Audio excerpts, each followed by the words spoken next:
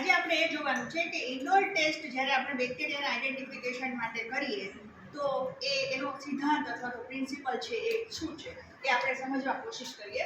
Indoor production test છે એ આપણે એક મીડિયામાં કરીએ છીએ જેનું નામ છે 1% પેપ્ટોન ગ્રોથ, જેમાં આપણે પેપ્ટોન નાખેલો છે, ડિસ્ટિલ વોટર નાખેલું છે અને એની પીએચ એડજસ્ટ કરેલું છે.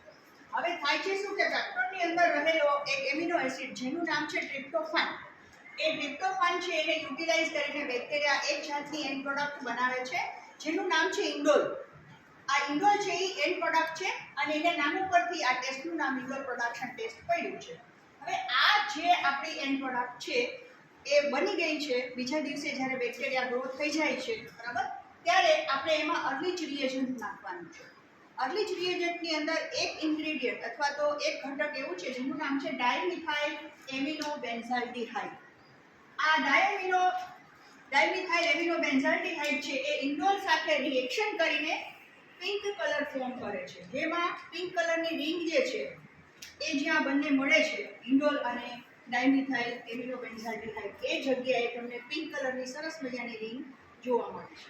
તો આને આપણે પોઝિટિવ રિઝલ્ટ કહીએ છીએ. મીન્સ કે બેક્ટેરિયાએ ઇન્ડોલ પ્રોડ્યુસ કરેલો છે. મીન્સ કે બેક્ટેરિયા પાસે એવો એન્ઝાઇમ છે કે જે ટ્રિપ્ટોફાનને યુટિલાઇઝ કરીને એમાંથી એન્ડ પ્રોડક્ટ બનાવે છે, ટ્રિપ્ટોફાનનું ડિગ્રેડેશન કરી શકે છે, એવો એન્ઝાઇમ બેક્ટેરિયા પાસે છે. ઓકે, તો મોટા ભાગના બેક્ટેરિયા જે છે જે ઇશ્ચેરિચિયા જીનસને બિલોંગ કરે છે એ બધા બેક્ટેરિયા આપણને આ ટેસ્ટ પોઝિટિવ આપે છે.